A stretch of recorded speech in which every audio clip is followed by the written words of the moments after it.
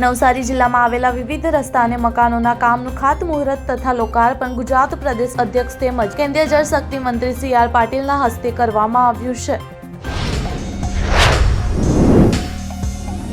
ભુજમાં માનવતા મહેકી ઉઠી છે। કડકડતી ઠંડીમાં બહાર ખુલ્લામાં સૂવા મજબૂર એવા વંચિત અને નિરાશ્રિત લોકોને શહેરના કેટલાક સેવાભાવી મહાનુભાવો દ્વારા ગરમ વસ્ત્રોનું વિતરણ કરવામાં આવ્યું। ગુજરાતમાં વર્ષ 2022 થી નવેમ્બર 2024 સુધીમાં રેકોર્ડ બ્રેક અંદાજે 88 કરોડ આધાર ઓથેન્ટિકેશન નોંધાયા છે। ડીબીટી માધ્યમથી સહાય ચૂકવવા રાજ્યના 9 વિભાગોની 200 થી વધુ યોજનાઓનું આધાર સાથે જોડાણ કરવામાં આવ્યું। દિલ્હીમાં વિધાનસભા ચૂંટણી પહેલા પૂર્વ મુખ્યમંત્રી અરવિંદ કેજરીવાલ ફરી એકવાર મુશ્કેલીમાં મુકાયા છે। Lieutenant governor V K. સક્સેનાએ ઈડીને એક્સાઇઝ પોલિસી કેસમાં અરવિંદ કેજરીવાલ સામે કાર્યવાહી કરવાની મંજૂરી આપી દીધી છે।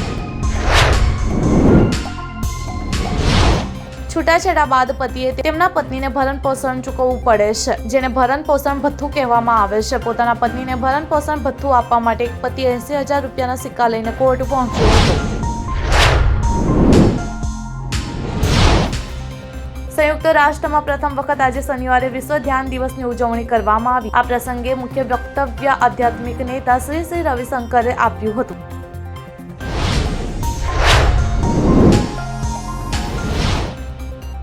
ગુજરાત સ્થિત એગ્રોકેમિકલ કંપની જીએસપી ક્રોપ સાયન્સે તાજેતરમાં જ તેના આઈપીઓ માટે માર્કેટ રેગ્યુલેટર સેબી સમક્ષ ડીઆરએચપી દાખલ કરી છે।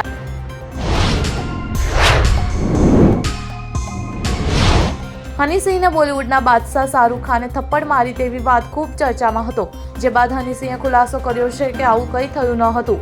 શાહરૂખ ખાન તેને ખૂબ પ્રેમ કરે છે।